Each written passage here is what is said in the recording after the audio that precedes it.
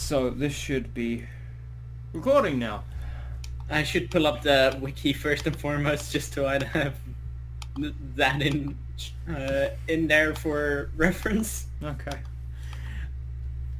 You know what? While you do that, I'll just introduce, because fuck it, we can just put this in. Hi. Welcome to my new Let's Play reaction channel. So, remember how Rolling With It was a podcast that maybe 3 people watched? Yeah, that's still going. We just had shit to do. And as a comeback, we decided, hey, let's watch shitty D&D movies. So, we went for the most famous one from the year 2000, which is terrible, and we just watched it. And we're here to bring you our most recent reactions to the movie. So, I'm gonna... Buckle your seatbelts. Spoilers for the Dungeons and Dragons movie, just called Dungeons and Dragons from the year 2000. I'm very sorry, guys. I'm just going to read off my checklist of things, all my notes. They're very short. Magic item ex machina. Literally a dragon in a dungeon. Then, in air quotations, black sidekick NPC.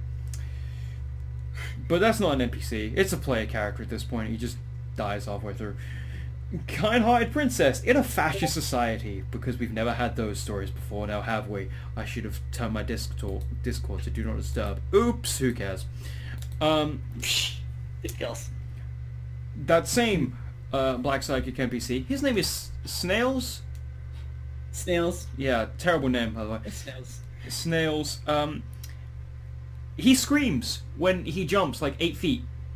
He didn't jump up 8 feet. All the time. He was climbing down a rope as he was trying to rob one of the most heavily guarded places in the country, and then fell 8 feet and screamed. This is a theme that continues on, by the way. Then I wrote down set dressing greater than actual movie, and then right towards the end of the movie I just underlined that very aggressively. Dwarf stereotype, dwarven racism, medieval stormtroopers. Naming stuff does not equal world building. My complaint about Snails' death, I'll leave for just the time being, but we'll come back to it. Player character becomes chosen. Then a quote, Oh boy. "You said you'd release them." I lied. Oh lordy.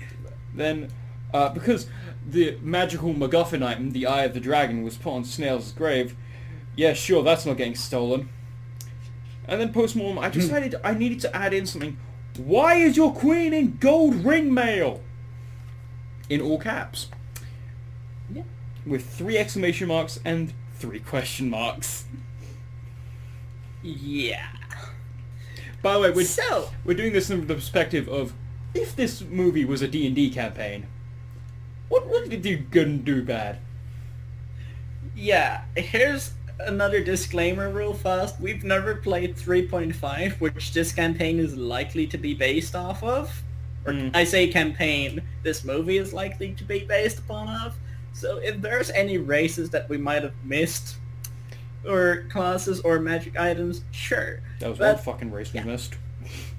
Yeah, so I'm gonna go into that guy real fast because he is irrelevant as shit eventually. He's, actually, let's go through the description of the movie. Let's do that good and proper. So we start off, not with introducing the heroes, no. We're starting off with the introduction of the villain. Ooh, what a plot twist. Yep, So there's a wizard guy called Profian. Was it Profian? I have no fucking idea. I barely know the main character's name at the end of this movie because he had no character. Yeah, I did not remember either. I think it's that I see it here on the fucking Wikipedia page that I even remember. Is it Ridley? Riley? Yeah, it's Ridley, which is also a disgrace to the name considering the Predator movie? I think it's the Predator movie. Alien. Alien? Yeah, it's either one of them. I'll ask you this. Why was the giant alien monster from Metroid named Ridley? Good question. There you go. In any case, Yeah, we start off with introducing the villain, and we find out that the villain's henchman wears fancy-ass lipstick. It's literally chromatic blue, which I find, honestly, a very pretty touch. Adds that little bit of campness that every D&D campaign needs, frankly put. Yeah, I feel like that was something like like one of the players said it just being a dick, and then the DM was like, no, that's canon now, fuck you. Yeah. I mean, it's consistent from the rest of the movie. Yeah. They keep him in makeup, and he honestly owns it, even though his lips are shiny and silvery as a result of this. And also his teeth. That's actually what I was going for. I've just been drinking a little bit too much to focus too much on my sentences. Oops. But yes, first and foremost, I want to get the complaint out of the way. If you're gonna try to watch this movie, make sure you can actually directly control your audio balance. Yeah. Because this movie has some very poor balancing issues. For example, the speech is too low, the noises are too loud, and the music is just middling. Yeah, like... Nothing in the music actually even stood out for me. I don't know about you. No, there was one song that stood out for me, but like right at the beginning, there was seen like two characters who whisper through the entire goddamn movie, by the way, are talking, while in the background there is a dragon screaming. It's like, buddy, could you be quiet? Could you be quiet, please? Like, yes, this would be the evil people.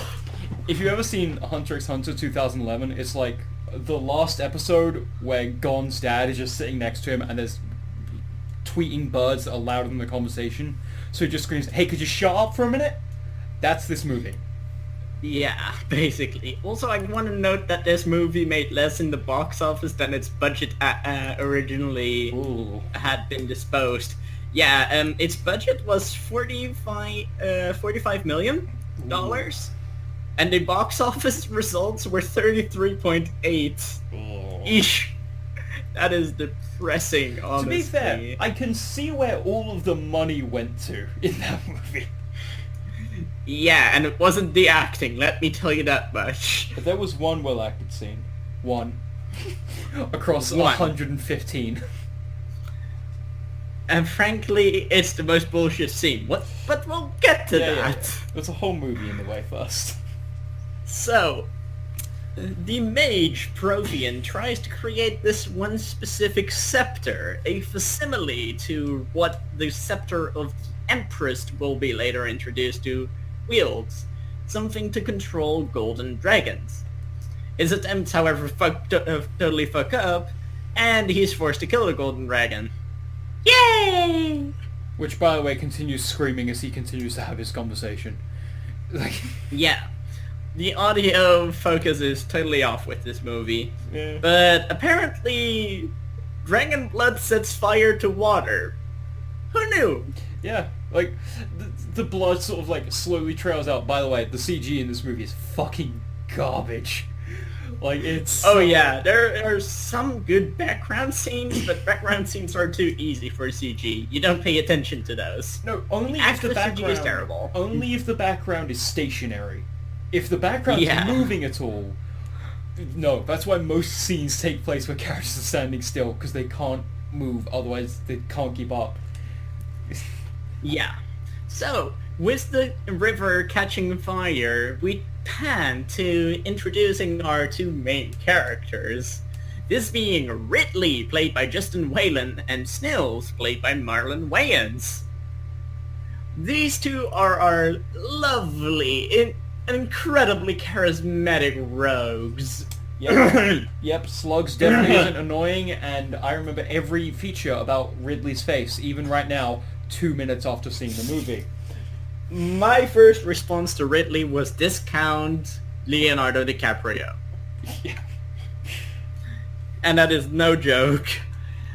Frankly, this guy, he is way too much played up as the pretty road boy, the pretty bad boy.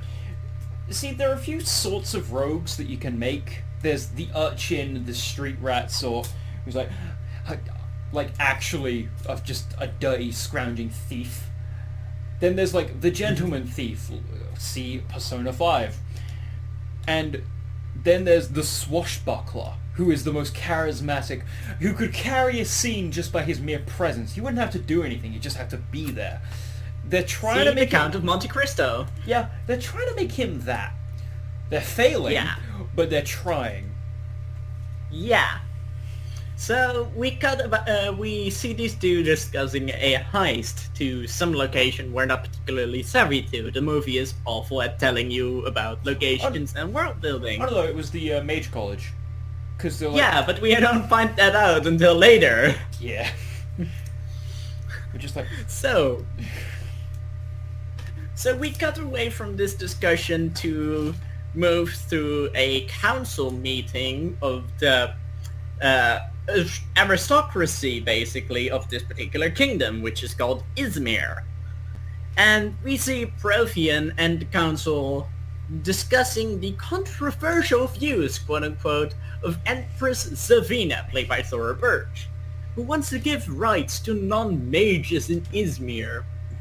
To elaborate, the world is divided between mages and non-mages. Yeah. Non-mages are basically lower class, mages are upper class, there is no middle class, kind of like current state America.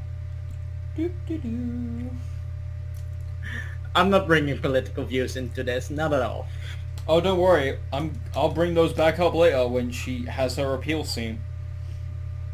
Yeah, so it turns out that she is in possession of this particular rod that lets her control golden dragons, which are one of the most legendary creatures in the world of D&D. Mm-hmm. They have been since basically first edition.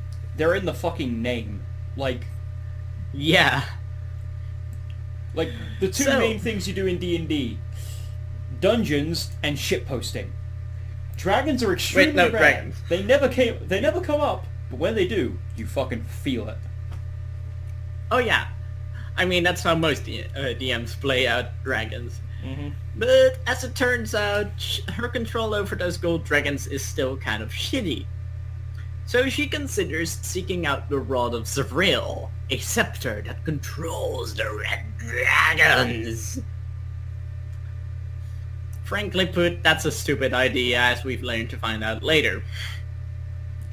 Oh boy, so let's control the powerful beasts. Yeah, so one of the evil council members by the name of Prothean, who we met in the beginning of the movie, decides, you know what, if I can't control gold dragons, I will control the red dragons instead. Like, the more chaotic force is a better option than the more lawful force. Shrug. But yeah, we cut back to the first scene wherein Snilts, or as Matt calls him, Slugs, shows off just how fucking meek and pathetic he is. Have we mentioned he is fucking black, by the way? They make the black sidekick the meek and pathetic one that screams all the time. I am very uncertain how to feel about this. So, this is a movie from the year 2000. That's a thing you should know. And as a result, it has a black sidekick character who is played by one of the Wayans brothers. The reason that it's specific that I mentioned them is because he's also one of the guys from White Chicks. Wait, for real? I never actually checked which movies he played in, so... the Wayan brothers. Oh my god, yes! Yeah. He's the screamy one of the two. You see... Early 2000s movies, year 2000 in particular, had a certain trope they liked to play.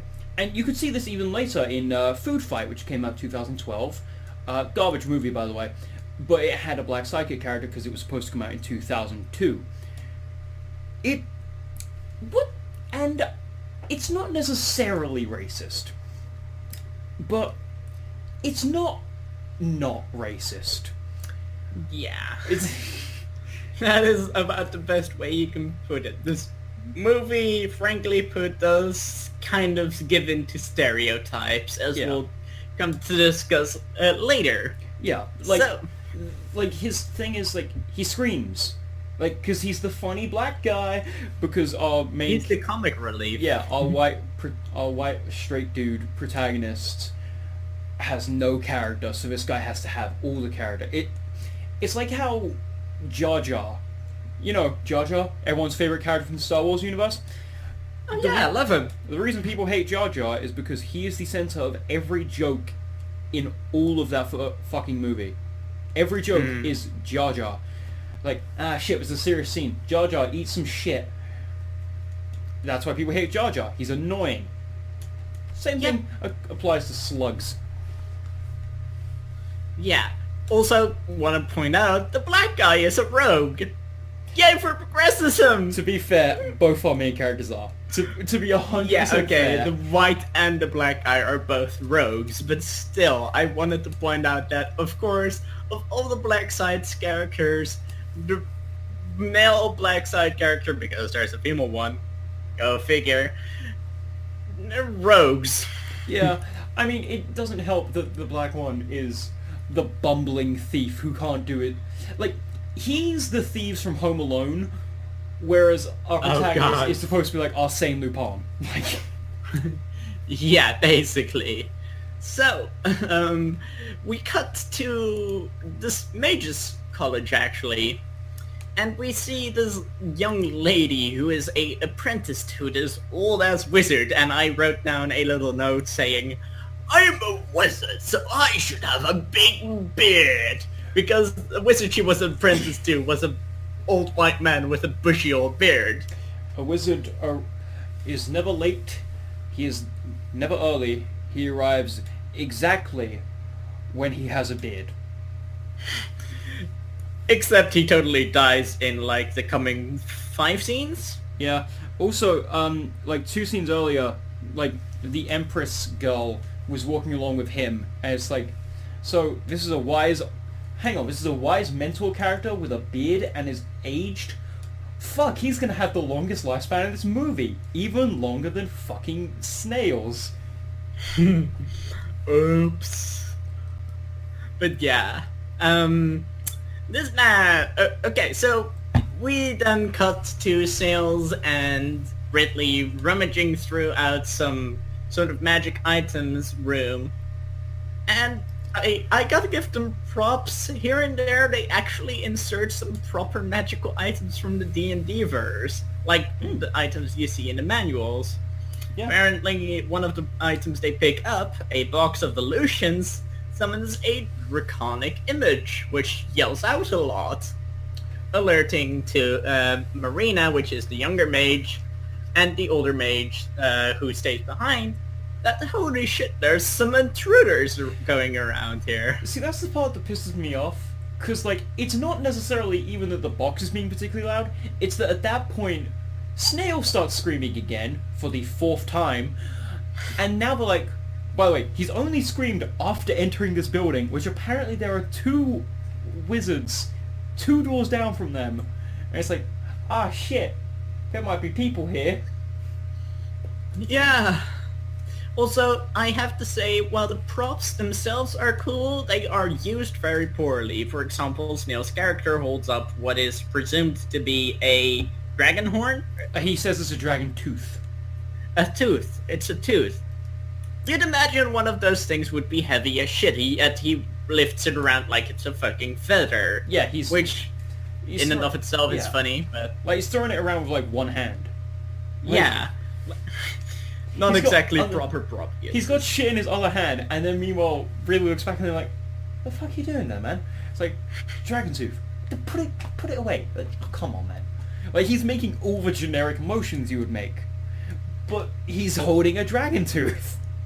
Also, a rogue grabbing the most obnoxiously cumbersome and large item that he could find. Yeah. He's falling into all the catastrophically tremendous tropes, and it's kind of sad, honestly. Yeah, see, what actually happened is Ridley's player brought his little brother along to play D&D with them, and they couldn't not include him. So now we have snails.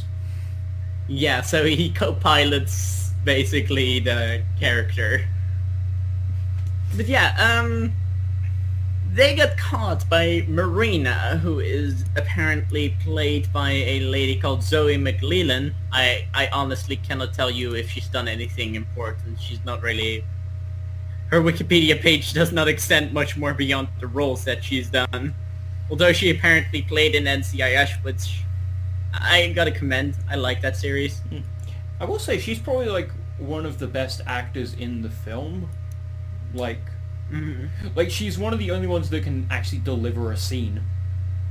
Oh yeah, but that scene is quite a bit later on. Actually, that's like 3 paragraphs down. So It's like we'll get to the that. movie. Yeah.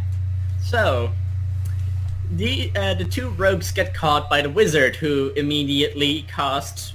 I want to point this out. This casting is done without material components, because why not? And the 2 rogues get trapped into a vine It was a rope. Yeah, it's basically a magic rope that binds them together, and then also to her, because they can't stay further than a certain distance from her, as we find out as certain noises happen, and she runs into the room where her master is, who gets brutally murdered by Damodar, who is whispery evil guy with the blue lipstick. His armor looked cool though. Like, when I said set Yeah. dressing is better than the actual movie, I wasn't kidding. Yeah, no, the set dressing and design, honestly, could be better here and there, but it's better than the writing. So, the old wizard gets killed. Marina uses some magic dust to cast some bullshit lightning spell that I don't know which one specifically. I want to say it's Witch Bolt, but Witch Bolt does not target multiple enemies. I'm still saying it's Thunderwave. I know it's technically not lightning damage, but Yeah, I mean, it makes the most sense. Also, note that she's a material caster, because this becomes key and important. the movie doesn't treat it like that. But it is. It basically is, because as you'll find out, she is worthless for like 90% of the movie. Yay! She's worthless for the entire movie and then has 3 moments where she's actually relevant. Yeah. By the way, So, her escaping, that's number 1. yeah. We got 2 to look forward to, guys.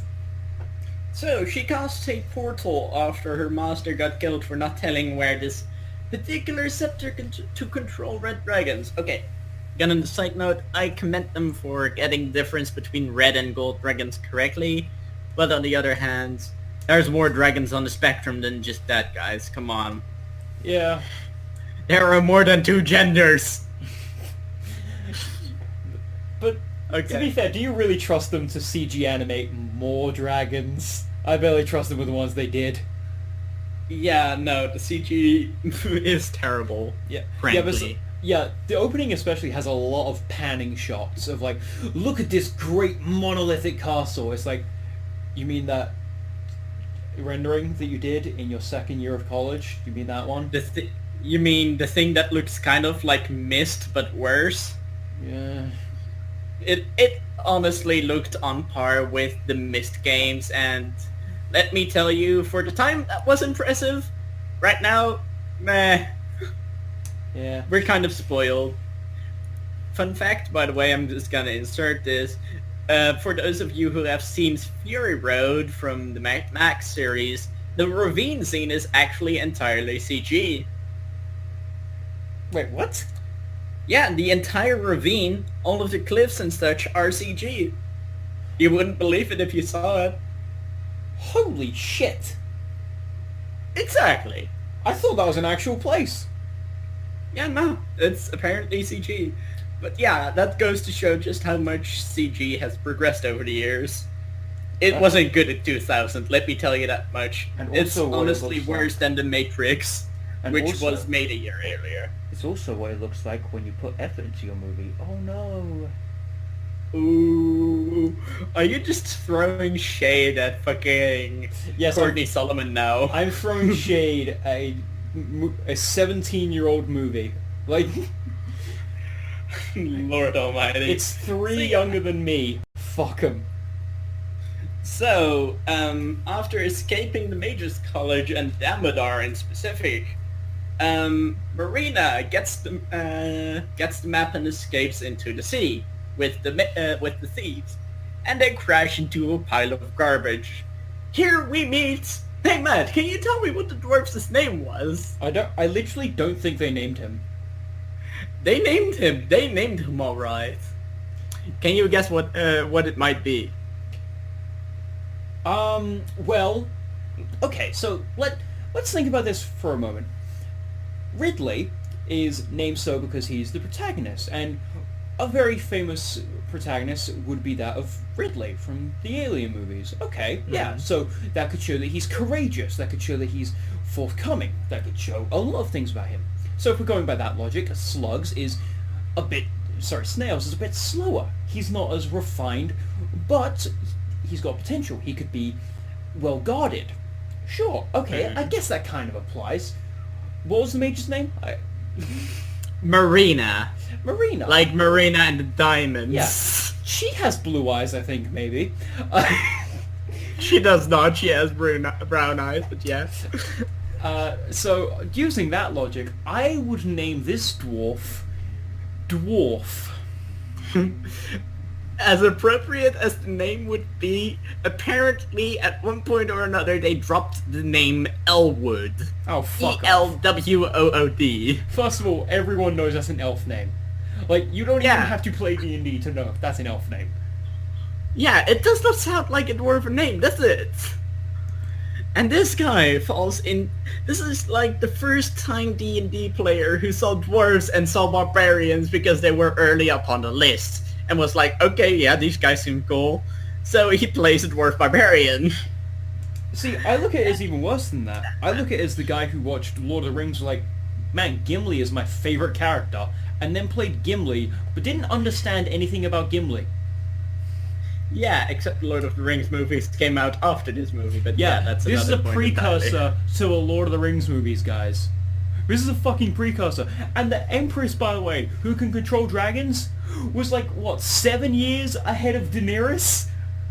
So yeah, Daenerys becoming mother of dragons. So as we all know, obviously, George R.R. Martin stole from the D&D movie. Clearly. I am terribly sorry. You're gonna have to pause the recording. My mom's calling me. Oh dear. Hear me? I don't actually know how. Okay, I'll just cut this out later. That's fine. Yeah, sure. Yeah, right.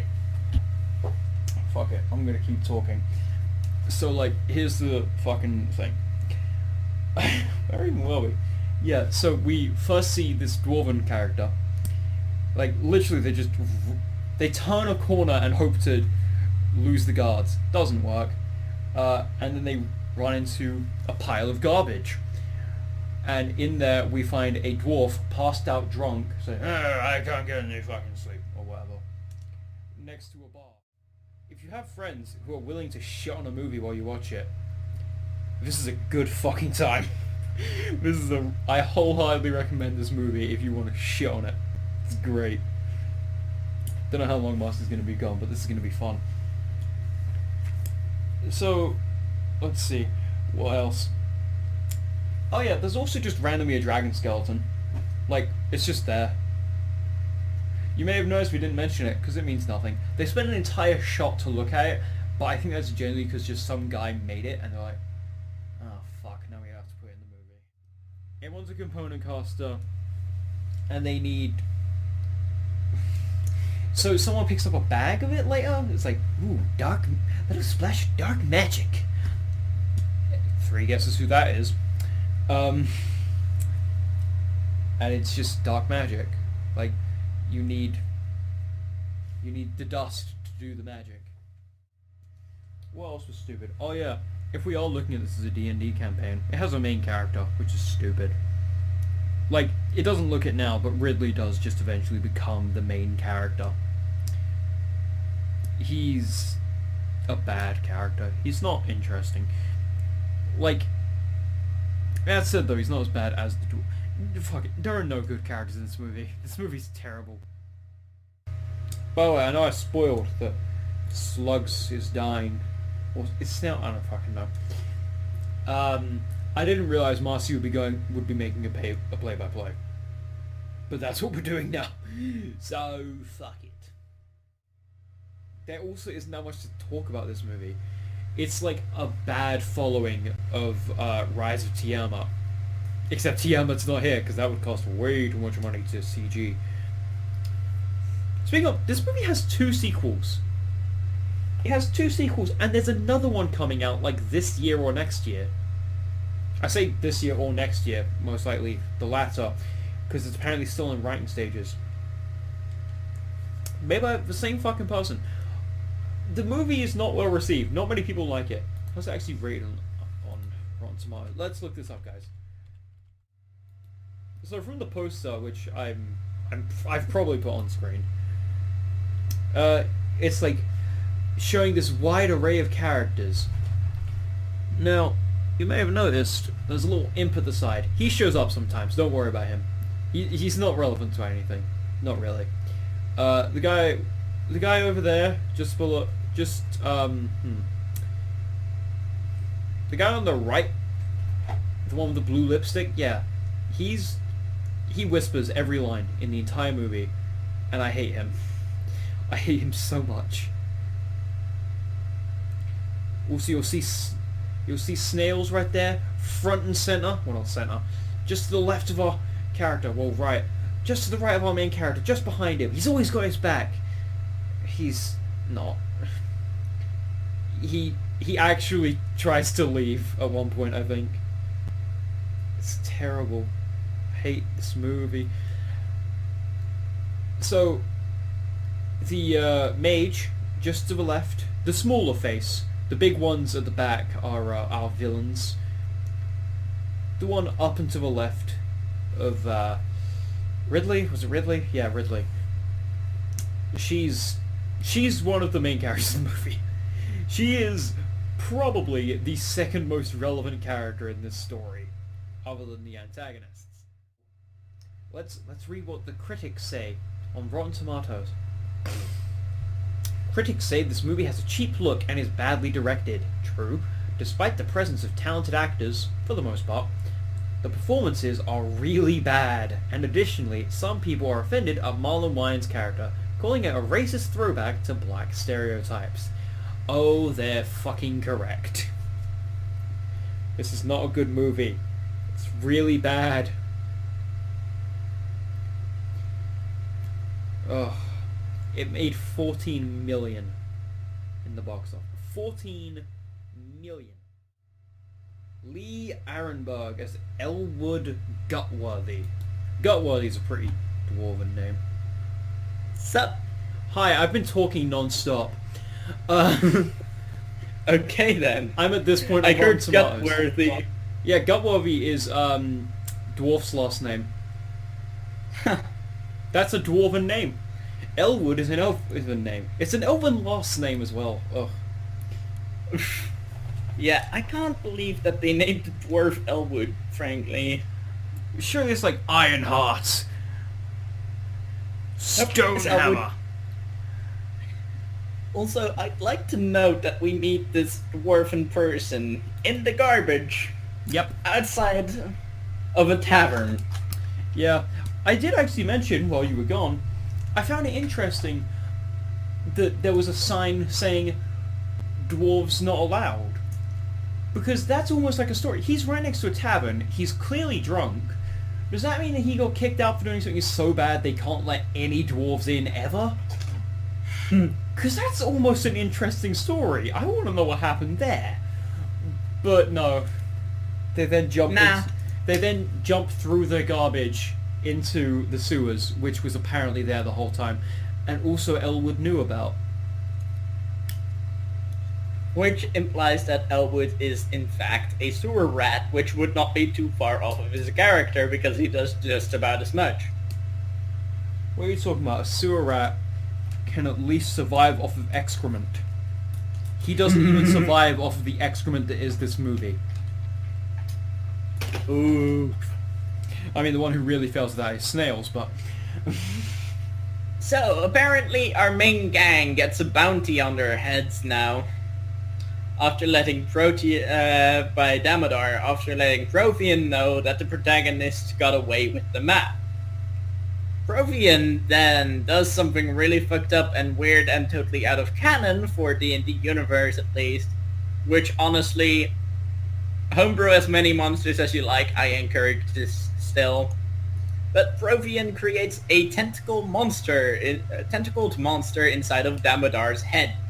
Still don't know what it is. Yeah, we We've were like... conjectured that it's a... what's it called again? An intellect devourer? But the thing is, an intellect devourer is a brain with hands and feet, not even legs. Like, is it like a mini mind flayer?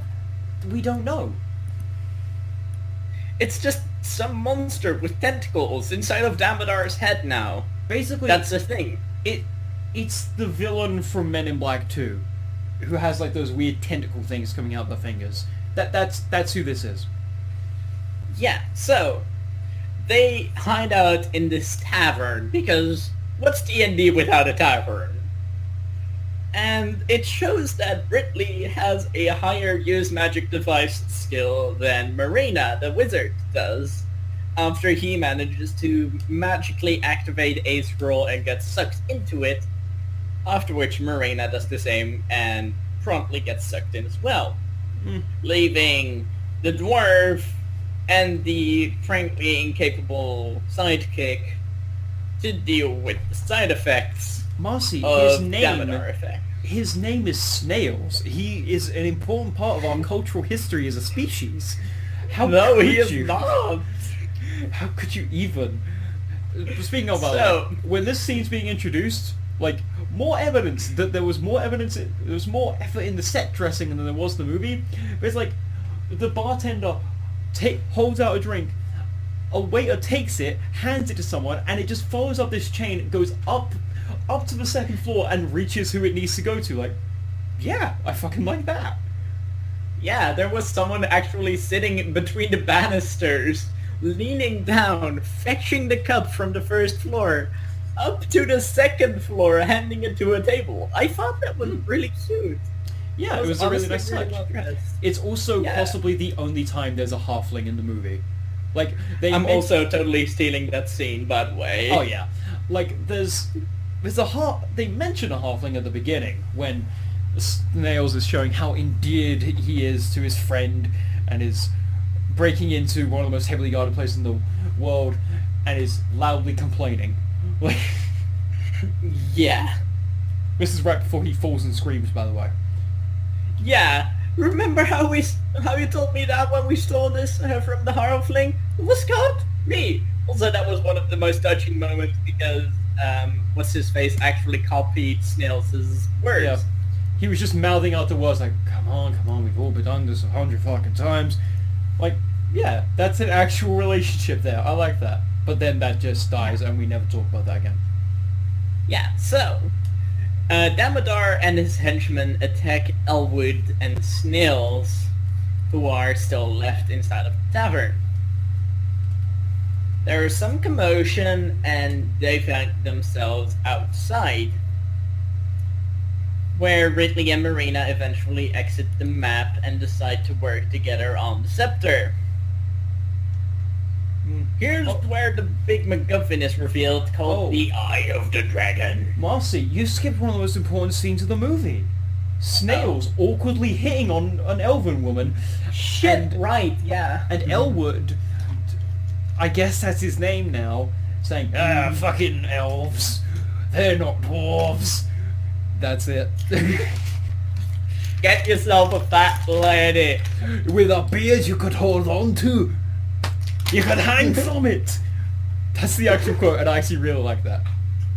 It's terrible. Yeah. It's the worst writing ever, but it's the pinnacle of bad writing. So we get Damodar invading the tavern and yada yada yada. They escape.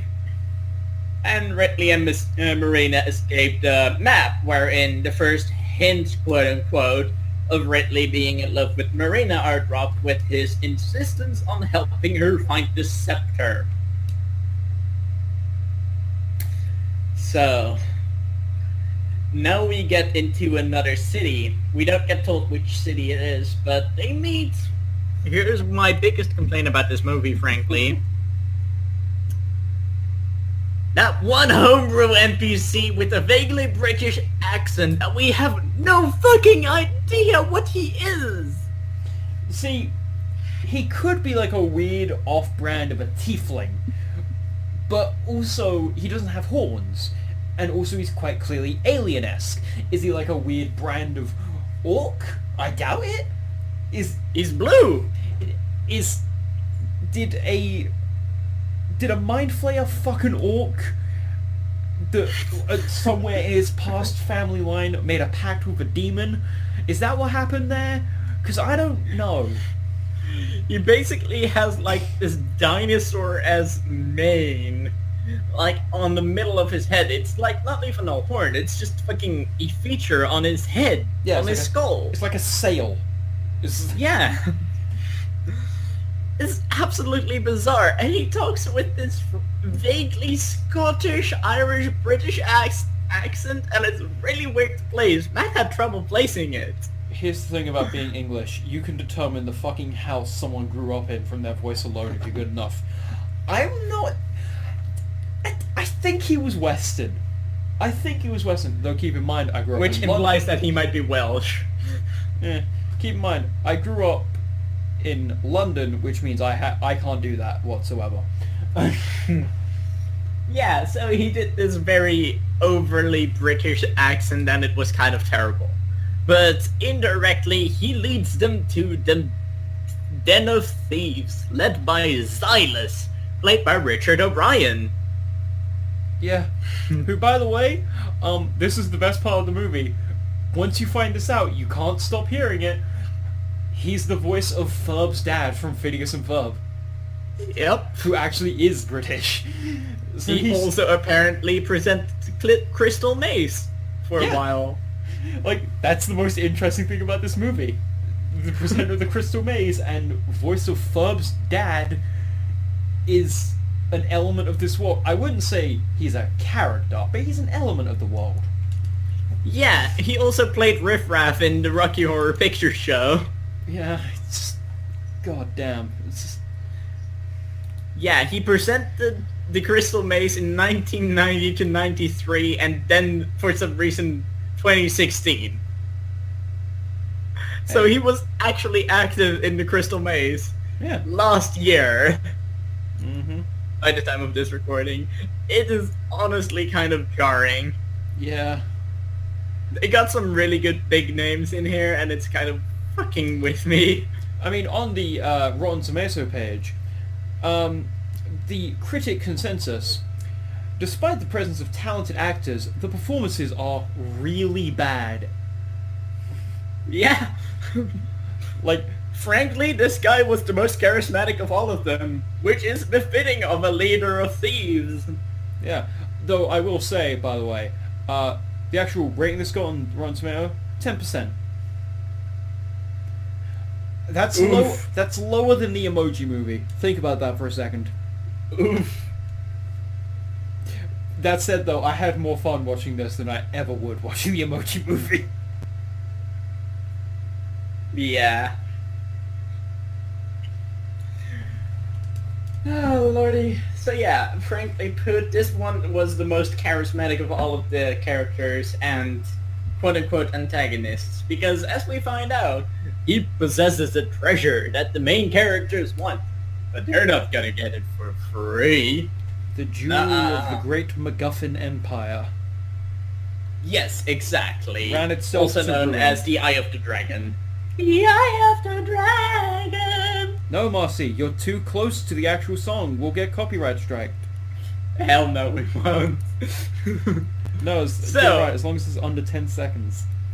So, with this, we get to see how much of a problem solver Ridley actually is, showing that, in fact, he is at least a level 5 rogue.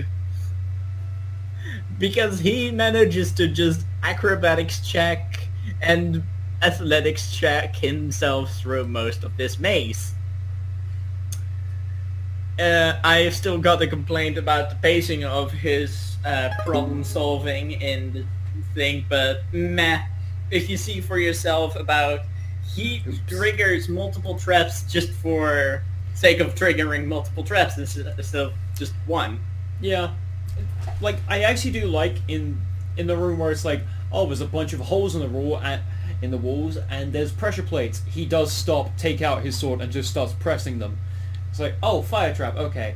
And you can tell the moment where the DM gets upset and it's just like, okay, fine. The one that you just pressed it into doesn't react to your sword. It doesn't go down. Okay, I'm going to very cautiously step on that. Okay. Once you're securely on it, the wall behind you starts pushing forward. Oh, motherfucker. At which point he just does some acrobatics bullshit and jumps through a hole that was slowly closing. I forget what the last trap gauntlet was. I think that actually was the last trap. No, the last one was actually an hourglass that was tilted, right. and a dropping spiked ceiling was dropping down, and there were some rotating spike things in front of the exit he needed. See, I actually really liked that scene, because it was, like, very clever, in a way, but it was also really stupid. Because, he had, like, the spike trap above him that was slowly coming down, and he realized, oh, that's linked to the sand in the hourglass. Because the sand is going down, it's weighing down the lever, which is slowly pulling it down. So he opens the hourglass, lets the sand spill out, and then he's fine, because it starts going up again. Except that doesn't work, because the sand is still in the hourglass. It's not like it's pouring down from somewhere else. Out. It's leaking out at least. It's gaining less weight by the end, but still. Yeah, just... man. Oh, no, wait, we forgot my favourite part. The only part of the movie, the only song that stood out. At the end of the bar scene, stormtroopers came in. Not actual stormtroopers, medieval stormtroopers. Right. That's literally written down. And alongside that was your cousin's knockoff of the Imperial March. That's the only it was song I basically remember. Fantasy Imperial March. We only remember because we wrote it down, frankly. Yeah. Like, I just found it fucking hilarious. Like... yeah, so, frankly, that was kind of weird. Also, there was actually a moment wherein the rogues were being rogues, like, we're gonna discuss money issues now, but we're not gonna tell the DM we're whispering, so everybody just hears this shit. Yeah, it's like, yeah, we'll just say we'll help her, then we'll steal it from her. It's like, guys, I'm right here. Like, you basically all the shouting while, this. Marina was just looking at them with a weird, confused look. But, yay, congratulations! Ridley got the Eye of the Dragon, which I'm surprised did not get a... what's it called again? The Indiana Jones... Thank you. Like, I don't know which Indiana Jones movie it is. I haven't seen any of them except Crystal Skull. Actually, it's the intro scene to the Raiders of the Lost Ark, but yeah. Probably. But you know, in that iconic fucking scene, he takes it off and replaces it with a sandbag. No, he just takes it off and it's fine. Apparently there's no final traps to fuck over anyone who might have gotten past the fucking pushing down trap. I mean, like, as a guildmaster for Thieves, I would have totally done that and fucked my players over. Well, here's the thing I found interesting about that. Because once he comes out, the guildmaster's like, excellent. I knew that whoever could get through that maze would be able to take the Red Dragon Scepter, or whatever it is. Now, give it here.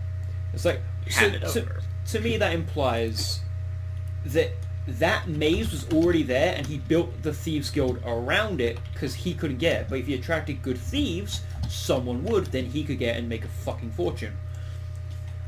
Yeah, basically. Like, that's a cool idea. But then he just kind of lets it go. Yeah. Because, medieval stormtroopers have to come in. Yeah, this happens yet again. This is a very recurring theme with Damodar with his bullshit fighters invading the place and just killing people. And in all of the ruckus, the map for the Dragon Scepter, and Marina get taken away by Damodar. Oh no, they don't have the map. Yeah, he did have the map. But no, because like He actually did have the map. Oh no, in his shit, he room. did. Because, yeah. But that Because Snails has to steal it later.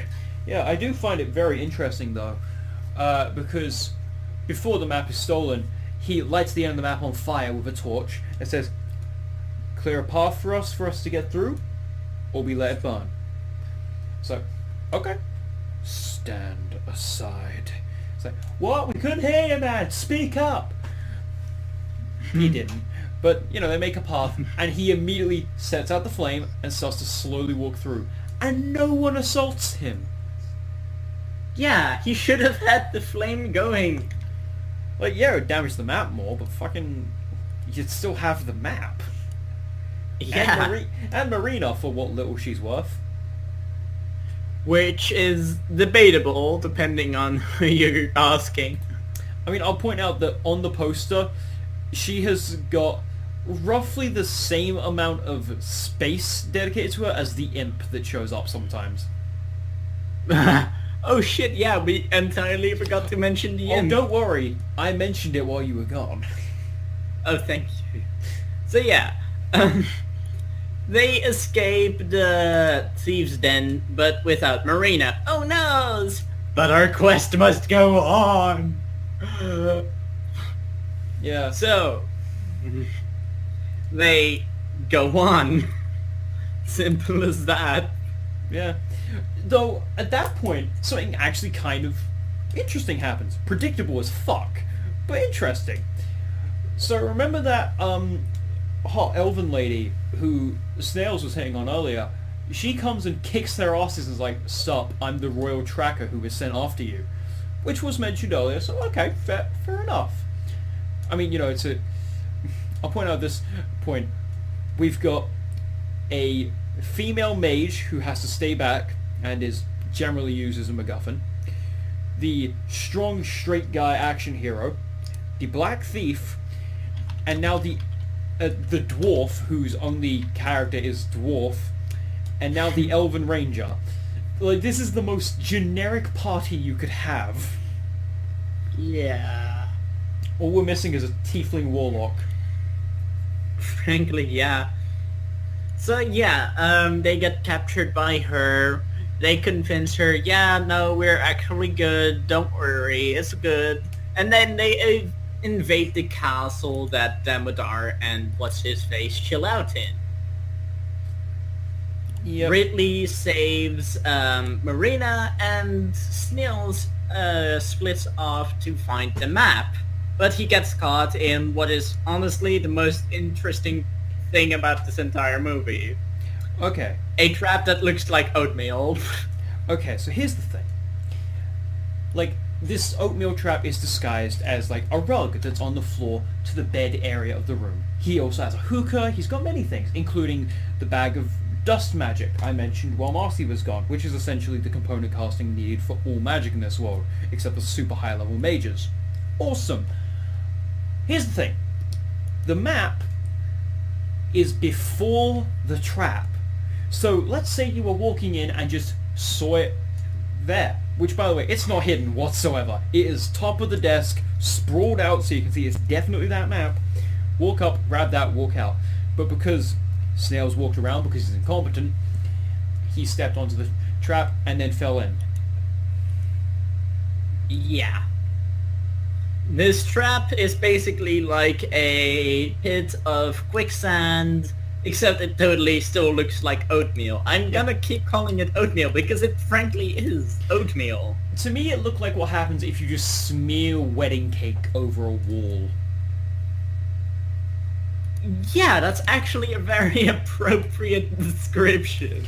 Like, It's like this goopy, thick junk that just No. clings to him. No, I'm going with the analogy that just sticks to all of him. I'm saying to the two people in our audience who are going to make semen jokes about that, me being three of them.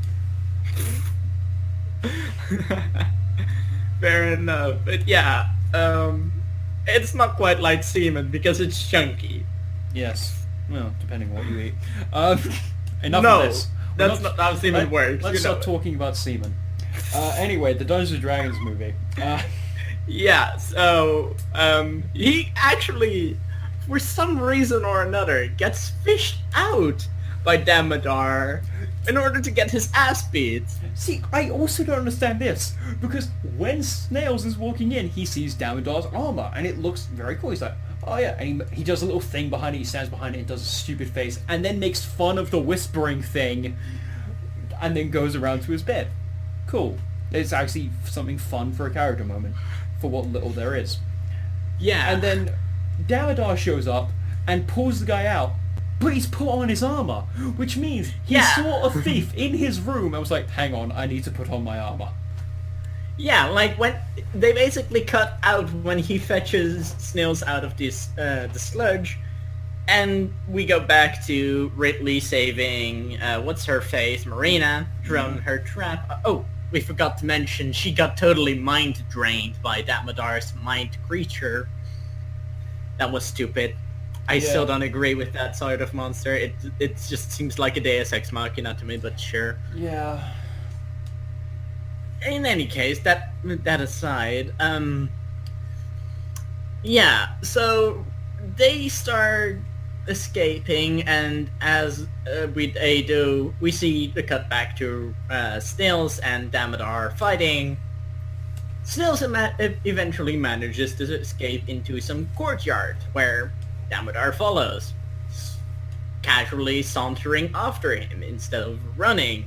Yeah. Which, sure, armor, whatever, I don't give a shit. Run. No, he's bitch. slowly walking. Meanwhile, Snails is running, has time to stop, catch his breath, and be like, right, so which way should I go? Oh, there's a Starbucks in that direction, but that way's a bit more I'll go the scenic route. And then head off, and then meanwhile, Damodar's still like 3 miles behind him. Like, yeah, dude, just run. I know you're wearing heavy armor. That's plate. I get that. But fucking don't be a bitch. If anyone ever tells you, like, well, heavy armor is encumbering, first of all, proficiency, fuck you. Second of all, you can work out in heavy armor. You can go on YouTube, when you're done with this, look up Knights in the Gym, or some shit like that. You'll find dudes in full-on plate armor doing regular workout routines. Yes, with The Last Crusade by Sabaton playing in the background. Well, what else would be or playing? The Last Stand. Whatever. Yeah. But yeah, you can run and do all sorts of shit in heavy armor. This guy has no excuse, basically. Mm-hmm. So, yeah, we cut to, at one point, Ridley and Marina catching the scene of, oh no, Damodar's now got fucking what's-his-face, who doesn't matter anymore, caught in a trap. He's gonna kill him if we don't give him the scroll! Or the eye. It was the eye, actually. No, I think it was the scroll, because they'd already taken it back. Yeah, Dark Guy... We saw this movie 20 minutes ago. We already don't remember stuff about it. Yeah, so Snails had the scroll, the two of them had the eye. Damodar demanded the eye. And Snails was like, I'm gonna give you the scroll, just fucking run. He just throws it, he gets killed. Yeah, no big surprise there. So, earlier, when I was reading off my list, you may remember there was one part I said, we'll get to that later. This is that part. Yeah. So, Snails gets the knife in his back. He dies. By the way, while they were still in Damodar's room, Snails slit a knife across the dude's throat and he's fine. Alright, sure. Yeah. It was actually a pretty cool moment. It was Slugs' only good moment in the entire movie. He's still a terrible character and he's super racist, but fuck it. Like, that was his moment. But yeah, now he's got a knife in his back, and then he dies immediately and is thrown off the building. Then Ridley gets into a fight, and things don't go well, because, whatever. Who fucking cares? I wrote down this note. Rage, now without all of the strength bonuses. Oh yeah, he literally fell to his knees and shouted, "No!" And then got up angry and started fighting. Poorly. So, at the end of that fight, and what should have been the end of Ridley's life, was Damodar's sword went vertical through his collarbone, down all his vital organs, and into somewhere in the hips. Yeah, it was pretty fucking deep in there for a sword. We've not mentioned this yet, but the short swords in this movie all have semicircles for tips. Yeah. There is no point. There's also no point to watching this movie. Oh. Oh god, thank you for setting me up for that one. But here's the thing. He barely survives that. Okay, fine. But he also barely survives it for 12 hours while being dragged on horseback.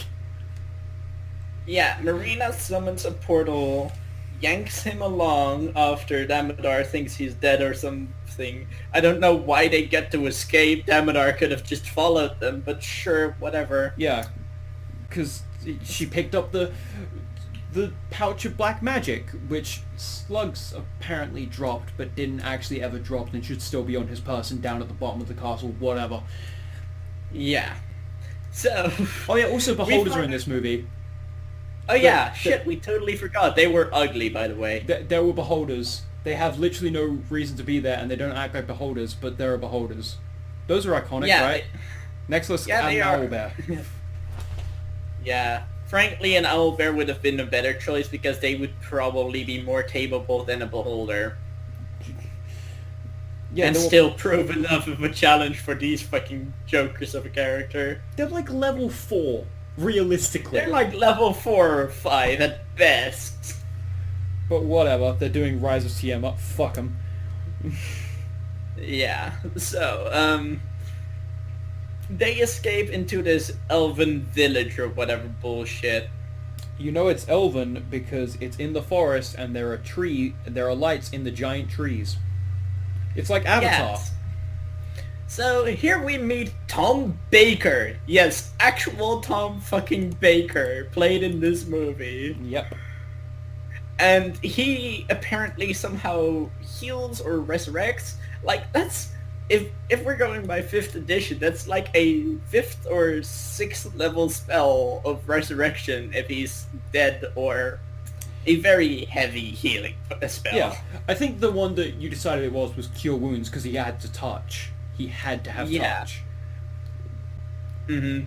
But yeah, still bullshit for a stab wound through the left shoulder. Realistically, that went through at least some of the veins connecting the heart. Yeah, that should have gone through the aorta. In any case, yeah, as much bullshit as that is, apparently Ridley survives. And here is, frankly, the best and also most bullshit scene that we get. Mm-hmm. Ridley's come to after being healed, and what's her face comes up Marina to tell him. Comes up to tell him that Snails did not die in vain, which is totally what you should bring up with the party member that just lost a dear friend to them. Yeah, like, we can still do this, we can still save everyone. And it's like, okay, she's genuinely acting. Okay. Like, it was the only moment in the movie where I was like, wow, this character's like, yeah. And I was like... Yeah, she was actually preaching evangelical about the Empress who is trying to equalize the people and the wizards. For just one moment, there was a character on screen. Not a person pretending to be a character. And now, here's something Matt mentioned after I read him the Wikipedia description for the scene. After an argument in which Marina convinces Ridley that Snails didn't die in vain, they become love interests. And that's about right for the pacing as well. Mm-hmm. That's about how fast that went. They went from arguing to making out, basically. I believe the actual line is, she's screaming that he didn't die in vain, and then Ridley walks up to him and says, you know, for a maid, you're not that bad. And then they kiss. Yeah, like, basically. That's the pacing. Right. Add maybe 10, 15 seconds to that of just dead silence, and there you go, there's your movie. it was frankly awkward. So Ridley goes into a cave, retrieves the scepter that we're all after, Well, see, after the rest got kind of shut out. But I yeah. find that was a scene that I took a problem with, because that was when he was chosen. Because he was the only one allowed to enter the cave. Oh, by the way, remember that Elven Ranger? She's part of the party now, don't worry about it. Yeah. Us mentioning it is us acknowledging it more than the movie acknowledges it. Yeah, because she's worthless for the rest of the movie. Oops. Don't. By the way, remember Elwood? Yeah, don't worry, never is a movie. Yeah. Like, there was sometimes shots where they would just show Elwood, and every time it did, I would just say, like, by the way, the dwarf is here. We still have a dwarf, guys. He's... Yeah, he was there. He was a thing. Honestly, the most you could say about him is that he was there. Yeah. Which is honestly still depressing. But yeah, so because he has the eye of the dragon or whatever the fuck it is, he alone gets to enter this particular cave, which is full of shiny gold things. But oh no, the thief actually manages to control his fucking urges and steal everything? See, if that wasn't Ridley, whatever, who had shown the patience before, then I was like, oh, okay, he's actually changing. They didn't show that at all. If that was Slugs, actually, then I would actually be more impressed by it. Because, like, he's actually growing as a character. That would have been the only... Like, okay, yeah. What I'm saying is, we should have dedicated more time to the racial black stereotype. Yeah. So, he acquires the staff from the skeleton, which is apparently the maker of the staff, which is, what's it called again? La la la la la la la la la. The scepter of, or the rod of Sevril, and the skeleton is Sevril, who is, at this point, basically a lich who's just trapped in there. Yeah. Like, I fucking loved the moment, because he was like, you must learn about it. The evils that it do cannot be undone. How can I learn to control it? That you will have to discover for yourself. And I really wanted him to just say, that is what I would like to know. Yeah. I want him to just admit, like, dude, I have no fucking idea. Like, if I knew how to do that, do you think I'd be a skeleton in a tomb right now? Yeah, basically. Frankly, I have the most pity of all characters with Sevril, for he tried to do a big thing and he totally fucked up. Yeah, and then there's a solid 2 minutes of just Ridley staring at art of dragons. Yeah. It doesn't hold any weight, it's just there. Frankly, here's where the movie started melding together to for me and just didn't make any points anymore. Or the climax. I could not get into any, like, story points anymore, like, all melded together. There were dragons in the city, they were attacking shit. Then the red staff was stolen from Ridley. Then there was gold dragons. Oh no, I need to point out, when the red staff was stolen from Ridley just sort of walked out of the cave, his friends went there and decided to shout, hey guys, I found the staff! And then the enemy is there. Because of course they are, they've been tracking you this whole fucking time. Like, why wouldn't they? But then, it's like, give me the staff and I will release... Sorry, that's too loud. Give me the staff and I will release them. Still too loud. Give me the staff. Basically, he was the introduction to ASMR. Then there's like, let them go first and I'll give you the staff. And then he just smiles, you have my word. Oh, well, if I have your word. And he just gives him the staff. And you know what happens? He doesn't let them go. He doesn't kill them, but he doesn't let them go. Realistically, you kill them because that solves 3/4 of your problem. But he doesn't. Then he goes home to his boss and is like, here's the staff. Like, oh, thank you. Now take this weird demon thing out of me. He just ignores him for a second, by the way, which is the best bit of character development in this whole movie. Basically, this is a staff. Yeah, and it's like, excuse me, by the way, I'm still here. Just throws random magic and it on. Before handing him the staff, he said, "Now fix me." I say word. I really wanted him to just turn that back on him, not because that would be an interesting moment, because that would because that would have been the icing on the cake of terrible. Yeah. No, instead they decided for a sequel. Yeah, there are sequels, by the way. There's 2 of them. 3 soon. No, the third one is the 2017 one is basically a reboot, I think. Oh yes. We're gonna get so they don't have to work with this horrible narrative anymore. If it's a look, man, I would genuinely go and see this movie in theaters. It's terrible. I would love it. It's likely gonna be in 2019, but yeah, it's still being written. But yeah, all things considered, this is where the movie becomes bullshit and terrible because I just cannot remember anything. Okay, don't worry, I remember past that. So then, Ridley runs through the same portal that, villain did.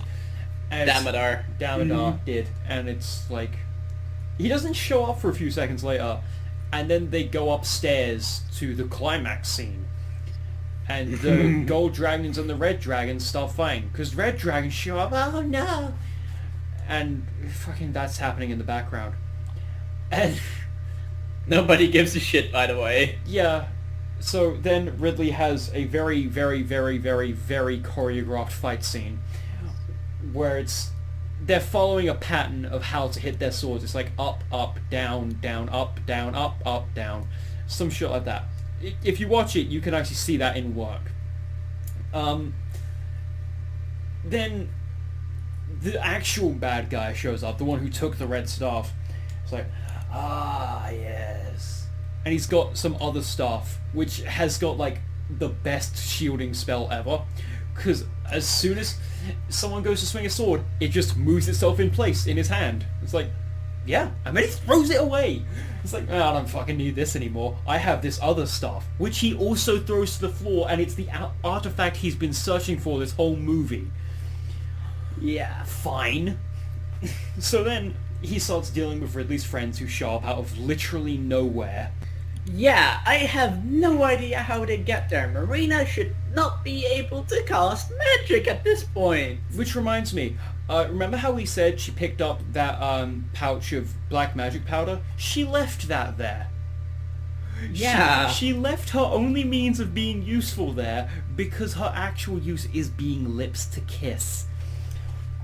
Fucking... Yeah. So then... A movie year 2000s are showing. Basically. So then, the only potentially interesting part of the movie happens, and Ridley picks up the Staff of Red Dragons, which supposedly corrupts you. Okay. And the villain just looks at him like, yes. It's essentially Palpatine saying, yes, give in to the hate. It's essentially that. Something. Dark side, something evil. Yeah, basically, it followed that narrative pretty well. But the difference is, he just lets the guy do whatever he's doing with the staff and just laughs. Like, dude. It's basically like 4 rounds. Like, proper 4 rounds, basically. Yeah. Of the evil person not interrupting the good guy trying to control the dragons. But also not that. The rest of the party is just kind of sitting there, watching this happen. It's like, guys, your reaction is not supposed to be used for an emoji, okay? You can do better than that. Movement actions only take half of your getting up from prone is only half of your movement. You can kill this guy right now, actually. How many actions would it take to get some popcorn and watch the finale play out? So, it unfolds into Ridley at one point throwing the staff to the ground, to much of the dismay of the bad guy, No! and smashing his sword into it. Yeah. Also, the bad guy is played by Jeremy Irons, and I am so sad that Jeremy Irons got into this role. Yeah, poor Jeremy. He does not deserve this. Look, sometimes you got bills you gotta pay. It's fine, I understand.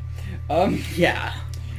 But yeah. But then, it's like, Daenerys Targaryen with her gold dragons is like, this is over. And by the way, the whole time that he's not dealing with the guy who's holding a staff that controls the hundreds of dragons around him, the fact that he doesn't get eaten is surprising. So then Daenerys summons a dragon and it eats him. And then the movie's over. Oh wait, sorry. Not just yet. Because there's still one more scene. There's still one more thing, and it's the most interesting part of the movie. Now... Also the most bullshit, but yeah. Now, you may remember our dearly beloved hero, our martyr in Slugs. Snails? I don't actually remember his name. Snails. You may remember his insignificant like a snail. That's the real reason for his name. It's not because he's potentially defensive. No, it's because he's insignificant and you sometimes forget that he exists. And then you step on him, like the villains did. Uh-oh. He's got like a little stacked rock grave, and one of the rocks at the top has got snails written on it. Like, okay. But then... That's cute. He puts the eye of the dragon down there, to which I just wrote down in my notes, yeah, sure, that's not getting stolen. Because... It's like the same thing, like Rocky 3, no sorry, Rocky 4, when Apollo dies, spoiler by the way for a movie from 30 years ago, and then oh no, like someone's gonna fucking steal that, obviously, because like he just puts down the championship belt. Anyway, and then the name erases itself from the rock. And he picks up the eye, the ruby. It's a ruby, by the way. The eye of the dragon. It's more like a big old garnet, honestly. Yeah. Probably all they could afford with the budget. Yeah, it's actually made of paper mache. No, and then, you know, scene at the end of Guardians of the Galaxy when all of them have to start holding the Infinity Stone. It's that, except it's not cool. It means nothing. And they all just sort of start touching it, including Elwood, which is technically the first contribution to the story he has. Besides attacking Damodar at the first introduction of him and being totally worthless there. Oh yeah, I forgot he did that because it meant literally nothing. Literally, the only two things he did in this entire movie was show people some sewers and touch this rock. And then they all turn into wisps and they start to float away, and I was like, oh man.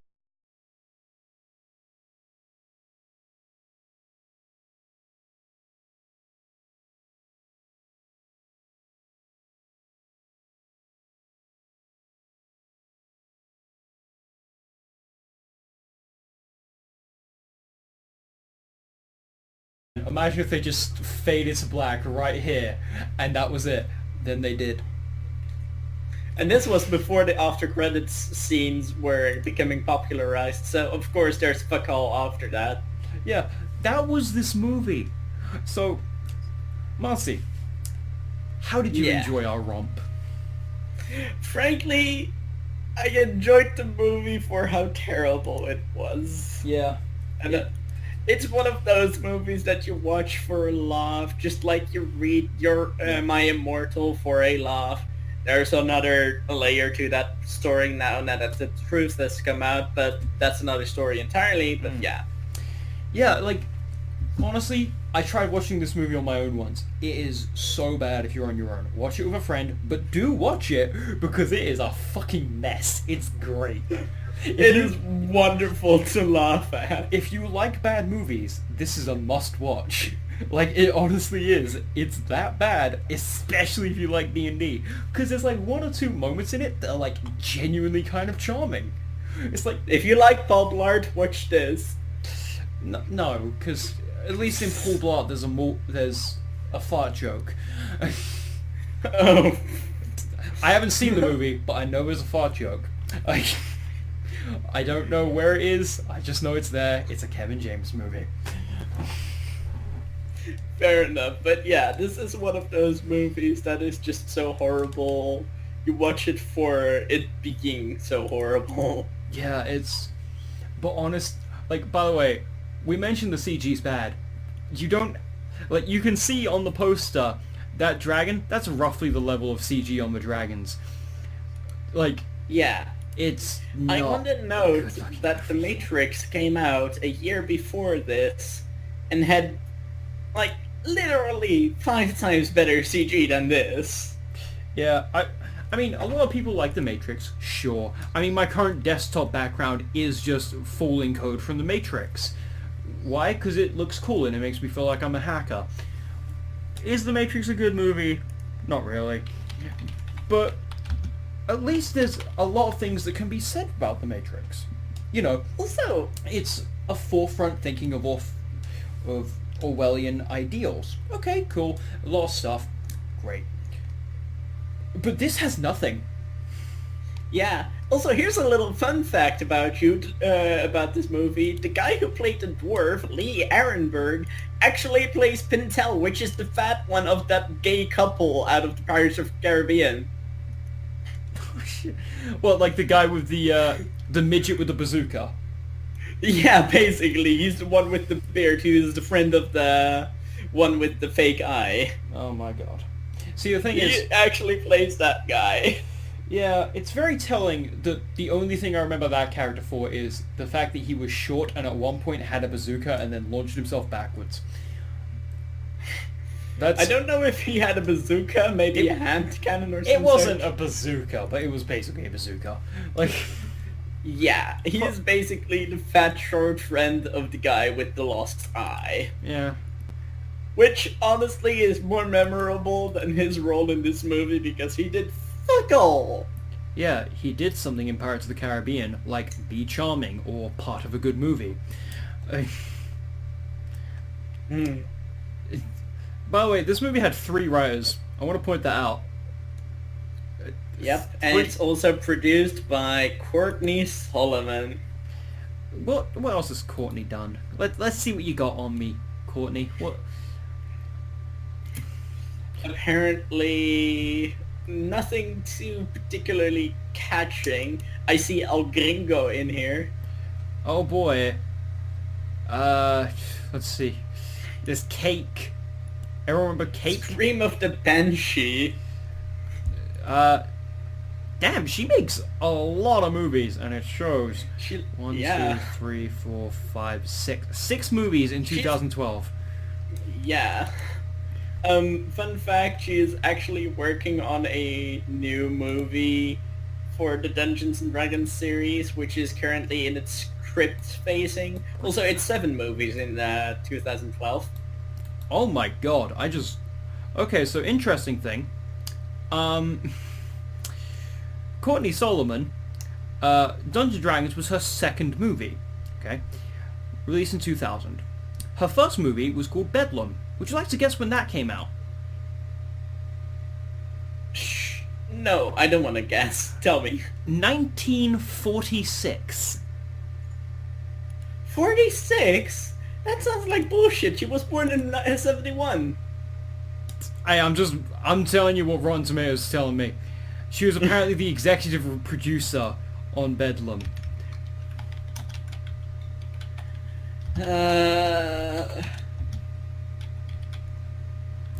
But yeah, other than that, she has one movie that is past 50%.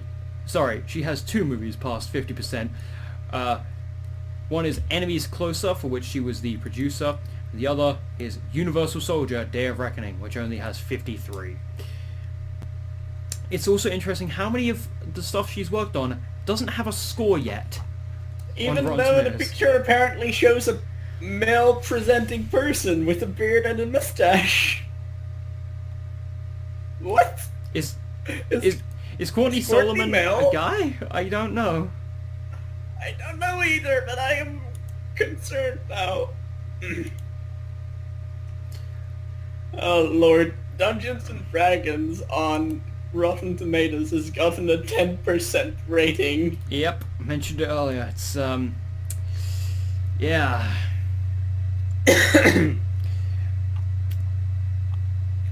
This is hilarious in watching a terrible movie, but it is honestly not a good example of any D&D things. It does not show any lore beyond gold and red dragons being a thing and being a dichotomy. Yeah, that like at one point there are beholders, which actually have one of my only bits of CG that I actually liked, because the beholders look terrible, don't get me wrong. But one part, the beholder walks through like a little tight doorway and it pulls its little eye stalks into its body and then goes through. I like that. It's terrible. Yeah. It looks awful, but I like it because it's a cute little moment. So, all in all, this movie, not a good example of a D&D campaign, frankly. Yeah, but we do learn many things from it. For example, I've actually learned a lesson which I'm going to take with me into all of my D&D campaigns. Mm-hmm. If ever you give your players the opportunity to roll a dice, assume that their dice will be a 20 before you offer them the chance. Yeah. Because a lot of moments in this movie, including in the climax, which actually had a really nice piece of stunt work, where Ridley jumped up on like a ledge or something, I think, and a sword went over him, so he flipped over the enemy and then stabbed him in the back, because he's a rogue. It's like, okay, yeah, cool moment. But, yeah, that... This movie's so bad, I love it. It is honestly horrible. Watch this with a friend and watch it to get drunk on and enjoy as a stupid movie that is terrible. Yeah. Like, if you go into it knowing it's going to be god-awful, you're going to have a great time. Do not expect a masterpiece. No. No. By the way, we're doing other D&D movies. I hope you know that, Marcy. Oh boy, are we gonna watch the fucking Dragon one and the Book of Vile Darkness? We don't have to watch this full trilogy. We can just call it here if you want, which is completely fair. Oh boy. However, if we call it here, then we have to watch the best D&D movie. Is it the Bender one? Yes. By the way, if you Google Dungeons & Dragons movies, one of the ones that comes up is a Futurama special. Like, no joke. And the worst part is, I think that's actually the highest rated one of all the shit there. I wouldn't even be surprised. Yeah, weird theme with a lot of D&D movies. They're about insulting nerdy people, which, you know, considering those are the people who are most likely to go and see a movie about D&D, probably not the best idea. Yeah. In any case, I think that about wraps up our opinions on this honestly god-awful movie. Yeah. Look forward I at to least more. had fun making fun of it. Look forward to more rolling with it, because I'm just going to upload this as a full fucking episode. Screw it. It's about an hour, probably more. It's probably 2 hours by now. Yeah, fuck it. So, enjoy this. Yeah, sorry for the break, by the way. Things came up. But, Yes, I had to visit my partner. yeah. Do you want to say the big thing that happened while you were there, by the way? Yeah, said partner is now no longer just a regular partner, but my fiance. Dum bum bum. Yeah, Relationship development. Marcy is now engaged, and as such, I feel inferior in my own relationship, and I feel like shit. So, Ow. no, I'm just kidding.